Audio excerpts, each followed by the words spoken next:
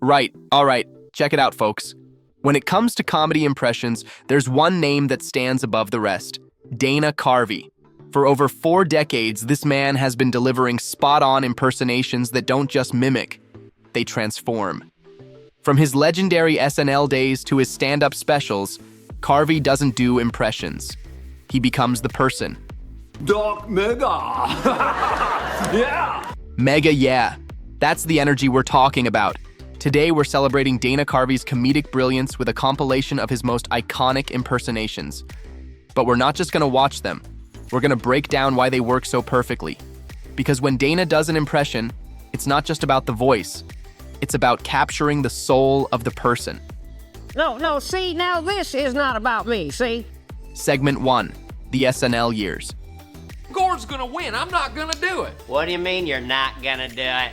Not gonna do it. You are too gonna do Not it. gonna do it. You are gonna do it. Let's start where it all began. Saturday Night Live.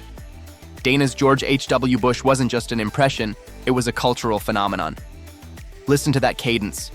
Not gonna do it. That weird mix of presidential dignity and complete confusion. That's the magic. What about Social Security? You should be very social and very secure. What makes this work is how Dana found Bush's physicality. That stiff posture, the awkward hand gestures. He didn't just do the voice, he became the man. No, see, now this is not about me, see? I'm trying to find a candidate for my new Reform Party. Why are you making this about me, Larry? All right. Thank you. Now, my Reform Party's gonna have a convention, and if the volunteers want me, that's fine. But see, Larry, this is not about me, it's about the American people, plain and simple. And then there's Ross Perot. This impression is all about energy. Dana takes Perot's already eccentric personality and turns it up to 11. The finger pointing, the frantic pacing. It's like watching a man who's had 12 cups of coffee. Segment 2, music legends. Bob Dylan, ladies and gentlemen. Welcome, Bob. Hey, that was gonna be that a sad time, have a time. Now, I'll translate for the Dylan impaired.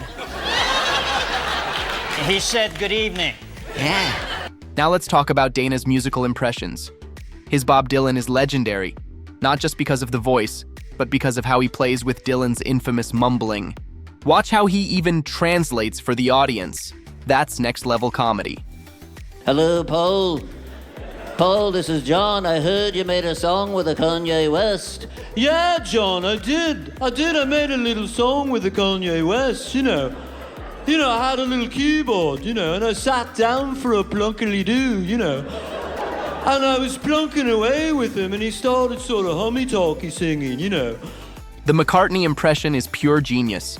That plunky-doo bit, that's Dana finding the exact right nonsense words to capture McCartney's cheerful, rambling energy. And the Lennon impression, that dry, sarcastic tone is spot on.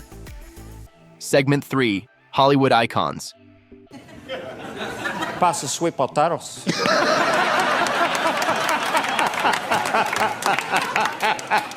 I like the sweet potatoes, ma. I look around the table, I don't see those sweet potatoes. Dana's Al Pacino at Thanksgiving might be one of his most underrated impressions. He takes Pacino's natural intensity and applies it to the most mundane situation possible. Where's the sweet potato? Is delivered with the same urgency as, say hello to my little friend. Well, what do you mean you're not ready to order? You've had 20 minutes. I got 5 tables over here. Well, I already told you the specials. You had plenty of time to look at them. Well, I gotta go now. Well, f you too. And then there's Jimmy Stewart as a frazzled waiter. This works because Dana understands Stewart's signature stammer and applies it to a completely new context. The nervous energy is perfect. Segment 4, political satire. Biden is like, come on. Come on and do it. We gotta come together. Jimmy Cricket, we gotta do. Dana's political impressions have evolved over the decades.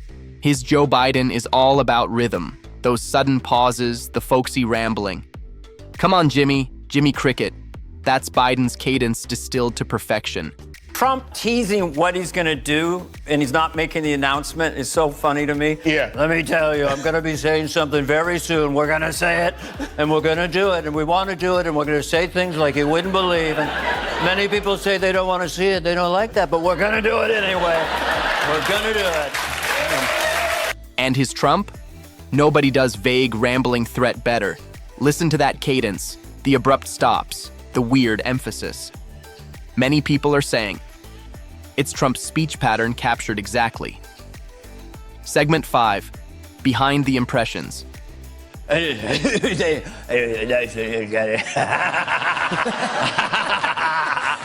his wife goes, hey, honey, what happened? They bloody left. I scared them.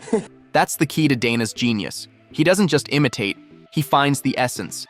Sometimes it's a physical tic, sometimes it's a speech pattern, but he always finds that one thing that makes the impressions sing. Repeat after me. I, Dennis Miller. I, Captain Hairdo.